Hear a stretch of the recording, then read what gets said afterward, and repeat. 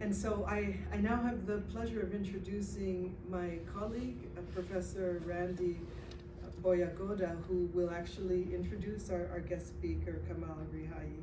And I'll introduce Professor Boyagoda first, and then allow him to do the honors. So Professor Boyagoda is a professor of English here at the University of Toronto. He's also the Vice Dean, undergraduate at the Faculty of Social Sciences, and of late has been working in the Vice Provost's office, yeah? And I think over the last month or a couple of months, yeah. So we welcome you here and thanks for joining us. He's a writer, a critic, and a scholar. He's the author of 3 novels, a Shirk-supported critical biography, and a scholarly monograph.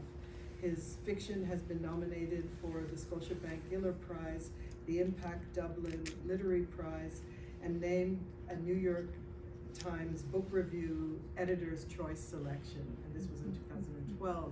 He contributes essays, reviews, and opinions to publications including the New York Times, Wall Street Journal, First Things, Commonweal, Harper's, Financial Times, Guardian, the list goes on and on, the Globe and Mail, the National Post. So he appears frequently on social media as well as CBC Radio, and was the past president of PEN Canada from 2015 to 2017. So we're pleased to welcome him, and it's our pleasure to have him introduce our guest.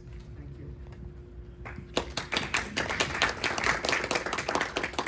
Thank you very much, Professor Clark, and good afternoon, everyone. I'm thinking about how to introduce Kamal Riahi, who is our featured speaker for this event. What came to mind initially for me was a conversation that I was having by email with Margaret in August. This was when Salman Rushdie had been attacked, as I'm sure we will all remember. And at that point, I had been asked by the Atlantic to write an essay about this. And I checked in with Margaret, who was writing about this same event for The Guardian. It all came to mind because I was reading your interview in the Times today, Margaret, about Salman's new novel, which comes out, I think, next week, if I'm not mistaken. And we had a back and forth about this, and what we were kind of talking about was what it means to tell stories, to write novels, and then what it means to create the conditions in the world for people to tell stories, to write novels.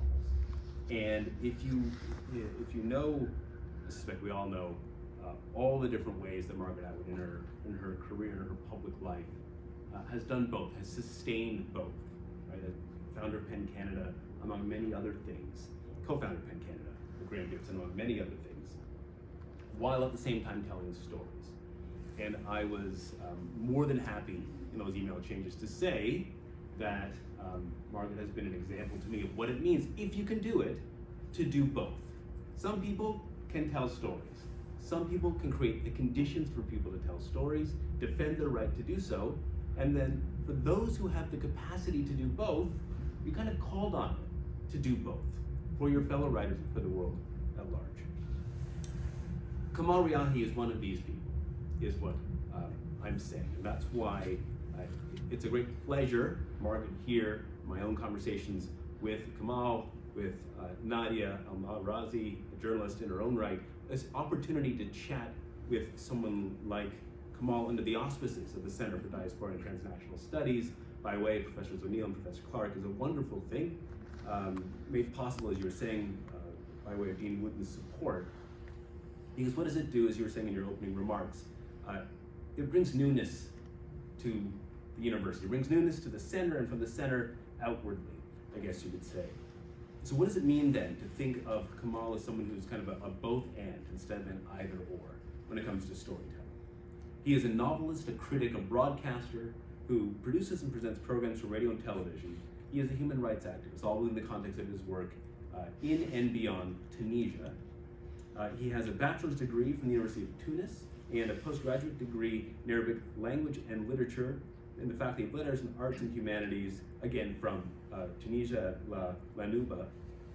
He has published, by my count, at least 7 works of fiction, while at the same time contributing any number of works of criticism, essay, interview, and a variety of international media sources. And he founded the House of Fiction and the Center for the Novel. And he created a creative writing lab. So do you see what I mean? He's a storyteller, and he has the industriousness and the generosity of heart to create the conditions for others to hear and tell stories. And so that both and is, to my mind, a really important gift. And the idea that we're able to see this beyond the Anglosphere today is, again, really good, really exciting. I enjoyed very much watching Professor O'Neill get very nervous when he came in, and Margaret Atwood said, "What languages do you speak?" And he said, "Spanish." And the idea being here, it's good that the center has this ability to create these multilingual conditions. We have the technology to be able to hear in these ways. This is what it means to be a global research university, and to be able to respond to these opportunities and to have someone tell a story and then tell us how he creates stories at the same time. And so please join me then in welcoming Kamal Riahi, who is a guest lecturer at the center, who will be giving us a talk this evening called From the Margins to International Recognition, Mohammed Chukri, An Underground Writer's Case. Kamal, welcome.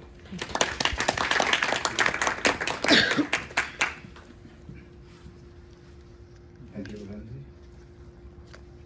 And we all should get these on. Yes.